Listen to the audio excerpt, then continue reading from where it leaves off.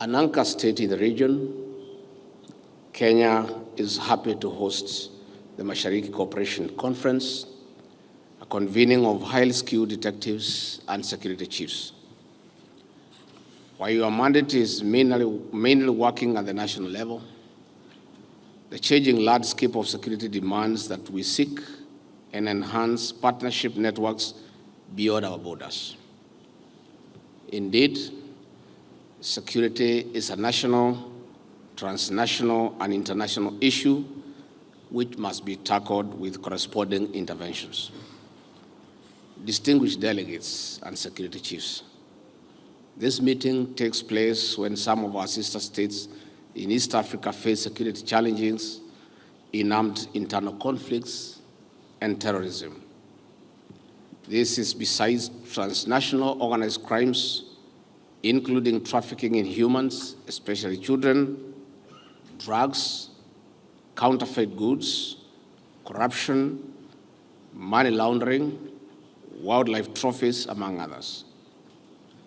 Armed conflicts are, among other issues, fueled by illegal trade in weapons across our borders. Terrorism and religious extremism are taking root as radicalization cells also grow. As technology advances, crimes and other forms of insecurity have gone high-tech, therefore more complicated. These and other security challenges threaten national development agendas for socioeconomic transformation towards the Africa we want, as outlined by Agenda 2063 of the African Union. Security concerns are a threat to Africa rising, besides achievement of sustainable development goals as envisaged under Agenda 2030. Africa is without doubt the continent of the 21st century. But insecurity, if not strategically and decisively tackled, may derail the vision of transforming the lives of our people. I cannot emphasize more on why security is key to a better, brighter, and successful region and Africa as a continent.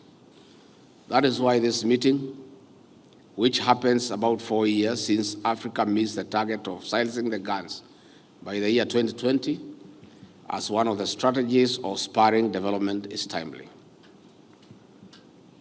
Distinguished security chiefs and delegates, national and international legal frameworks place the responsibility of guaranteeing security to citizens on the state. But such frameworks, especially in Africa, may not clearly outline collaboration and cooperation at interstate and regional levels. The National Intelligence Service officers are an essential component in collection of evidence-based information for action by other state agencies. In an environment where networks of criminals have gone regional and global, national intelligence services cannot be left behind. You have to be ahead of the game. That is why this conference on harnessing opportunities to address the common threats for a peaceful and prosperous region offers a moment for networking and building joint strategies. As a region, we have all borne the brunt of insecurity when our neighbors are troubled. Trouble anywhere in our region is trouble for everyone. That is why we must work together to address security threats. Distinguished delegates, in particular, at this convening, we have an opportunity to review gaps and threats in security matters from traditional spaces in digital platforms, which have made crimes more complex. Digital spaces have become playgrounds for recruitment and radicalization, money laundering, and trap points for homicides and other cyber crimes, sadly as recently witnessed in Kenya. Esteemed delegates, this calls for strengthening of the capacity of officers in digital skills. This is in addition to recruiting experts in specialized and emerging areas in technology to be ahead of the game. While more resources are required in integration of artificial intelligence into security operations, we have no option but to invest for better outcomes. With advancing technology, we must be armed with highly innovative infrastructure for tracing, tracking, and monitoring potential threats for early elimination and prevention. Security chiefs here are advisors of key state decision makers. Your work must inform legal and policy actions for sustainable security solutions. We are ready to receive guidance on best and most productive strategies of integrating technology for enhanced security. Beyond this conference, we expect that you identify strong areas of each state represented for cross-pollination of good practices through formal and informal training and exchange program for officers. With a network of 15 member states, this gathering should define a framework for sharing knowledge and information between and among our intelligence bureaus for strategic interventions and mutual benefit. This is besides joint operations on issues of regional interest. Transnational challenges call for transnational solutions. Such solutions are in stronger strategic collaboration and cooperation. Distinguished security chiefs and delegates, National Intelligence Service works for public good. While your work is mostly undercover, it is important to note that cultivating public trust is central to success. This therefore calls for a human rights-based approach to investigations. This will instill and sustain public confidence in the National Intelligence Services as a public interest-driven state organs. On this note, I now take this opportunity to declare the Mashariki Cooperation Conference officially open and look forward to the outcome for further action. Asanteni sana. Again, let me appreciate our National Intelligence Service for hosting this very important conference. Matters security are non-negotiable, and the stability of our nations and our region is, to be very plain, in your hands. You are the men and women who must remain awake so that the rest of us can sleep. And if you sleep, all of us are in trouble. So I want to encourage you to appreciate that we are going towards a global village and a borderless society.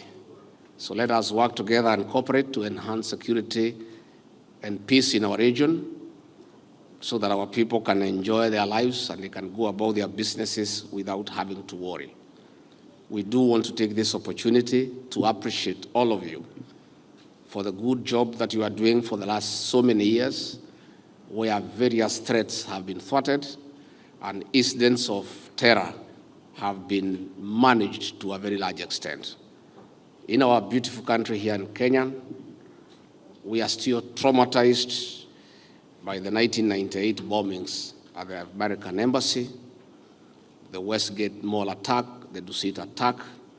And when we reflect for the last several years, we have not had any terror attack. For the public may not know, it is the men and women in this room who have worked tirelessly to thwart so many efforts that would have created hell for our people. I really want, on behalf of my president and the government of the Republic of Kenya, to appreciate all of you and to encourage you to continue cooperating, sharing intelligence, and working together to create a stable region. A stable region is good for each country, it's good for our citizens. And I'm sure at the end of this conference, you'll create good mechanisms of sharing real-time intelligence so that it can be useful to assisting the other state organs dealing with security to deal with threats from terrorism and other crimes, organized crimes that are part of our continent and the world.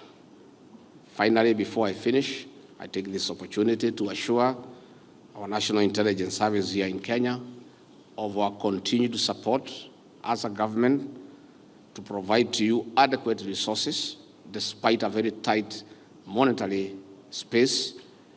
We'll continue according you the necessary support, because if we don't, we will not be able to enjoy all the other economic programs we are working on. Security is prerequisite to development, is prerequisite to everything. And therefore, let me take this opportunity to assure our Director General and your men and women that the President has confidence in what you are doing. He appreciates the good work that you are doing, and be assured of our continued support in all areas, including adequate financing to enable you undertake your work. Na nikimalizia, as I wind up, for those who are visiting us here, please don't be in a hurry to go home. Take a bit of time here in the city of Mombasa. I'm sure you came with some dollars and some euros. Please leave them behind here. We need them. If you can spend some time here in Mombasa, we have very exotic beaches. We have nice hotels. We have hospitable people. And since you work so hard, take advantage of being here in Mombasa to spend 2 or 3 days on holiday and leave us some foreign exchange here. It will be useful for our country. With those very remarks, thank you very much. May God bless you.